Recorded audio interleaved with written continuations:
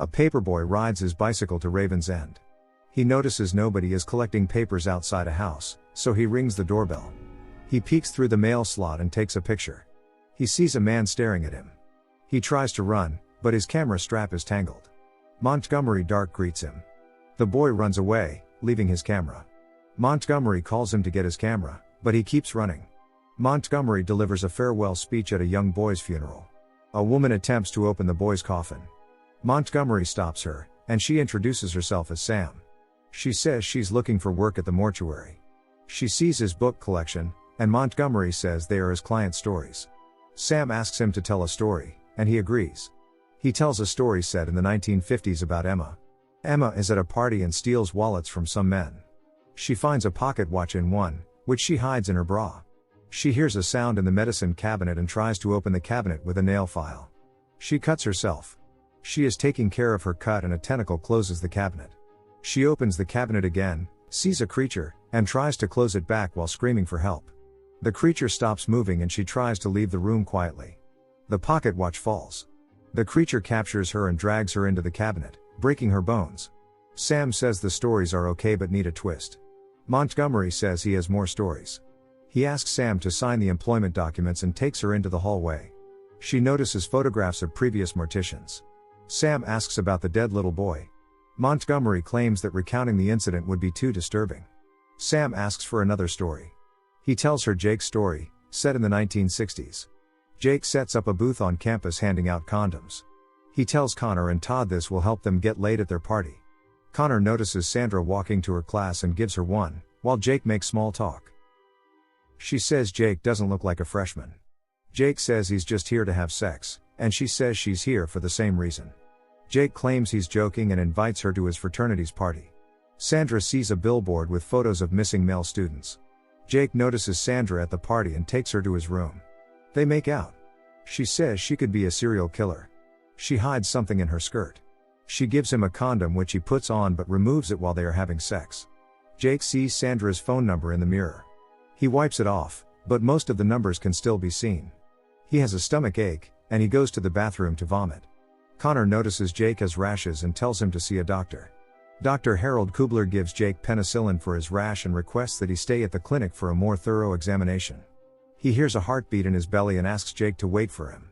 Jake peeks in his file and discovers that he is expecting a child. Jake takes a drug to abort the child, but it makes him throw up. His belly gets bigger. He tries to contact Sandra, but he doesn't have the entire number as he wiped away the last digit earlier.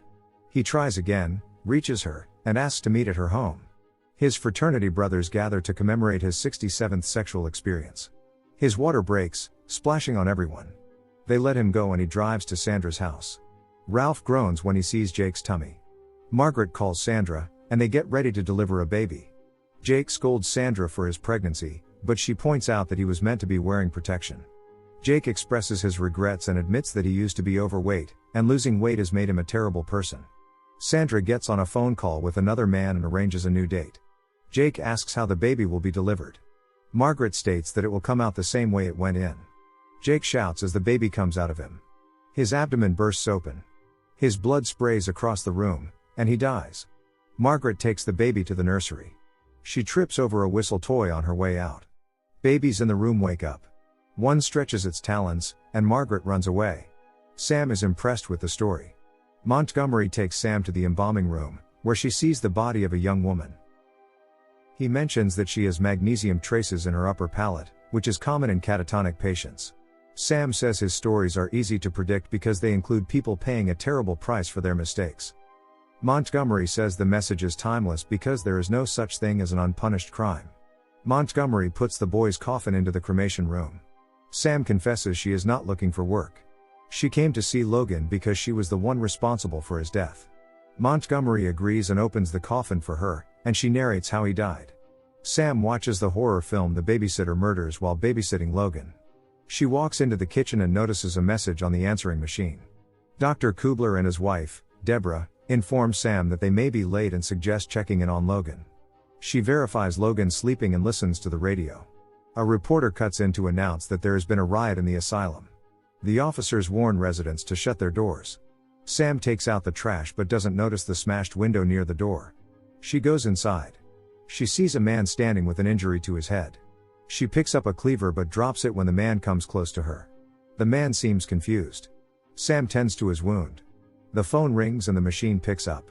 Deborah informs Sam that someone with a history of killing children has run from the asylum. She notices the man's attention is drawn to Logan's toy and puts his hand into the grinder, and they fight. He takes his damaged hand out of the meat grinder. Sam tries to attack him, but he blocks it. Deborah is still on the phone. Sam bites off his ear and he slams her to the floor. The man enters Logan's room, but he's nowhere to be seen. Sam grabs a fire poker and hits him. The Kublers get home but are unable to enter due to the door chain lock. The man strangles Sam. She begs him to let her go and he does. Sam pushes the man down the stairs and drops a television on his head. The Kublers make their way inside and reveal the deceased man as the babysitter. The news reports that Sam is Charlotte Gibbons, the Boggy Bay Tooth Fairy, who escaped from the asylum. Deborah is unable to find Logan. The Kublers find Logan's body in the oven. Montgomery asks why Charlotte has come to the mortuary. Charlotte collects a tooth from Logan, saying she needs it for her collection. She stabs Montgomery, who chuckles at her, as fluid spills from the opening.